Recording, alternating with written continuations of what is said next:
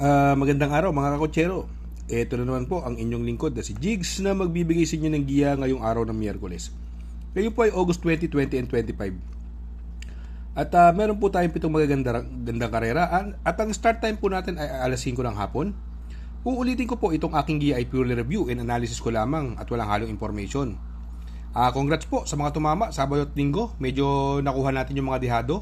Sana nagsitama po kayo. Race number 1. Dito po magsisimula ang winner take all. 3-year-old maiden race, non-placer. Distance is 1400 meters at dito po may siyam na kalahok. Dito po napupusuan ko, dalawang kabayo lang ang tinitingnan ko dito eh. Katanya, yung galing sweepstakes. Yung kalaban ni Constant Offer sa sweepstakes, si Katanya. At yung numero 6 na si Magnolia Ariana na merong best time dito. Si Katanya nung karera tumakbo na to, although hindi maganda tinakbo niya, pero sa tingin ko mukhang nakaka-recover pa lang itong kabayong ito. Magnolia Ariana may 1.26 media sa 1400 meters at sa tingin ko siya ang horse to beat sa karerang ito, sakay pa rin ni Conrad Henson. Kaya dito sa race number 1 ang pili ko po, doon ako sa numero 6, Magnolia Ariana. Panigundo ko naman po numero 3, Katanya. Sa race number 2, dito po magsisimula ang pick 6, Pilracom rating based handicap system race class 5, 17 to 41 split. Distance is 1200 meters at dito po may 8 kalahok. Kung mapapansin po natin, ang laki na binagsak ng grupo nito. Numero 5, top of the line. Ito si top of the line, ang huling panalo po nito, nanalo po siya, tinalo niya beating the likes of Malabon King, sakay rin po siya noon ni JT Pabilik. Sa tingin ko itong kabayong ito nakakalamang po sa grupo na ito. Kaya siguro sa tingin ko, sarili kong opinion, itong race number 2 para sa akin, sosolohin ko na po yan. Numero 5, top of the line.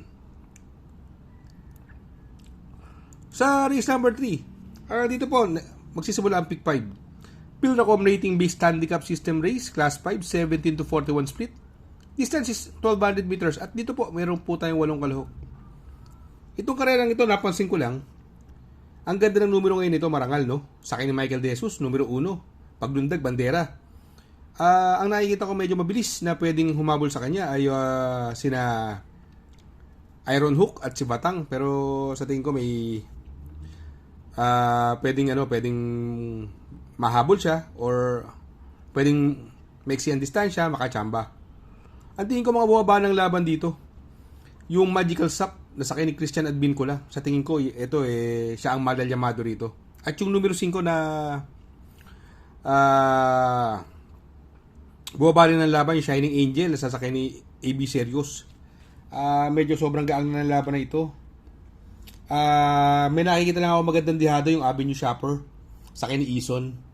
Magandang dihado po yan. Ito sa tingin ko ang pwedeng maging senaryo, Marangal, Iron Hook, Batang, maglutsahan. Pinakamalapit na aalis si Shining Angel, pwedeng mapabor sa kanya. Avenue Shopper, laging in the money. At itong bagong babang Magical Sap na sakay ni Christian Advincula na may best time naman na 1.29 sa 1400 meters. Kaya sa akin itong race number 3, para ako dyan sa 3. Pero ang napupusuan ko po dyan, doon po ako sa numero 4, Magical Sap. Panigundo ko naman po, numero 5, Shining Angel. At isasama ko po, ito pandihado ko lang po, baka makachamba. Numero 2, Avenue Shopper. Sa race number 4, dito po magsisimula ang pick 4. Pilracom rating based handicap system race, class 5, 17 to 41 split. Distance is another 1,200 meters at dito po meron po tayong 8 kalahok. Dito ito nakikita ko po dito, possible mauna yung Galloping Ghost. Although itong side by side, panoorin niyo yung last 2 runs niya, itong side by side meron po yan. Sumasabay sa unahan yan side by side. Nakikita ko medyo matibay at saka mukhang sinubukan lang siya nun. Parang sige-sige lang. Pero para sa akin maganda tinakbo niya nun.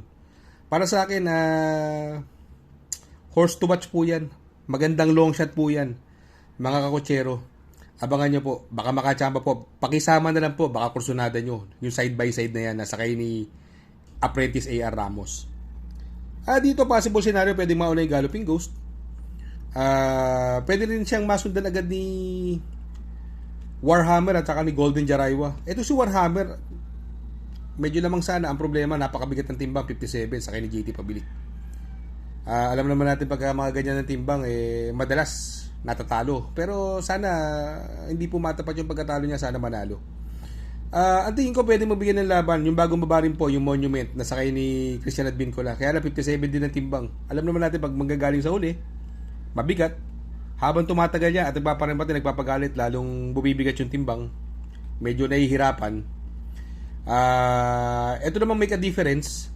Sakay ni Jan Alvin. Ito bago baba rin po to. Malaki rin po ang panalo niyan. Talking horse sa kanya, make a difference kay Jan Alvin. Ilang beses niya pinanalo yan. At magandang numero, nasa labas. Kaya dito sa race number 4 is, sa tingin ko, anybody's race po ito. Kung may nakukursunadahan ko yung dihado, pwede niyo po isama. Pero ako para sa akin po, ang napupusuan ko po dyan, tatlong kabayo. Doon po ako sa numero 5 Warhammer. Panigundo ko naman po, numero 8, make a difference.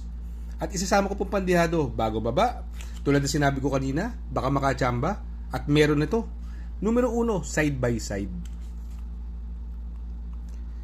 Sa race number 5, Puracom rating based handicap system race, class 5, 17 to 41 split. Distance is another 1,200 meters. Meron po tayong 8 kalahok.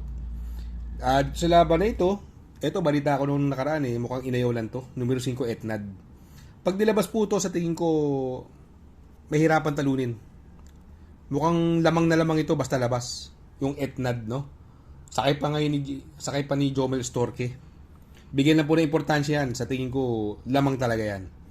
Ngayon, syempre, wala naman nakakasiguro dun sa magiging desisyon ng mga may-ari dito.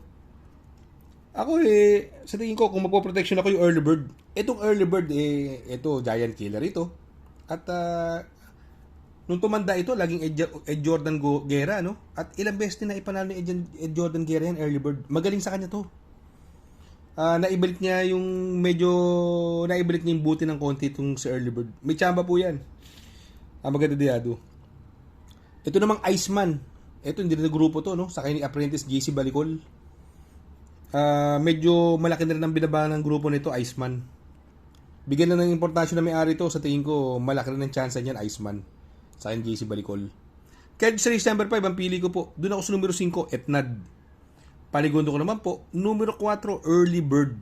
At isasama ko po pandiado, numero 2, Iceman. Sa race number 6, sa penultimate race, Puracom rating based handicap system race, class 5, 17 to 41 split. Another 1,200 meter distance at may 8 kalahok. Itong laban nito, para sa akin, sobrang lamang nito. Numero 1, Super Spunky.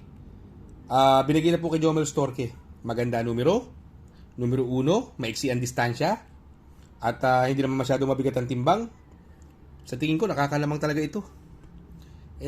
Although may magbibigay ng presyo, pero kaya-kaya niya Si Sneaky Eyes lang to At saka si Star of the Future, kaya-kaya niya ang dalawang yan.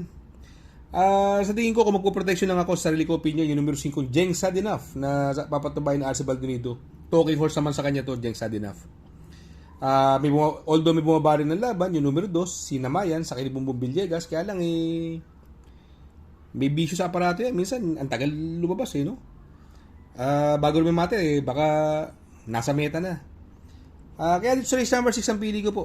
Doon po ako sa numero 1, Super Spunky. Panigundo ko naman po, numero 5, Jeng Sad Enough.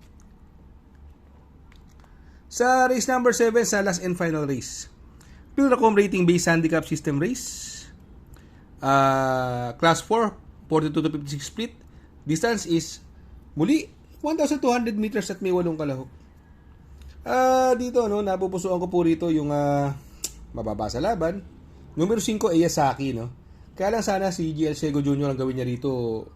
Paglarga pa lang bakbakan niya kasi itong kabayong ito, bugbuging kabayo. Ito yung Diboka na mas gusto niya yung ginagalawan siya ng ginagalawan kasi nagre-response si Eyasaki. Sana ganoon ang gawin niya. Pag nauna to at ganoon ang ginawa niya, sa tingin ko sobra to, Eyasaki. Siguro since paratingan, hindi muna tayo magsosolo. Magpo-protection tayo, binilik na kay Jomel Storke. Magaling sa kanya to, numero 4 Golden Charger. Kaya dito sa race number 7, pili ko po. Numero 5, Eyasaki. Panigundo ko naman po, numero 4, Golden Charger. Shoutout nga pala kay Sir Pax ng Barkadahan OTV. Located po siya sa 1139 New Antipolo Street, Corner Vargas.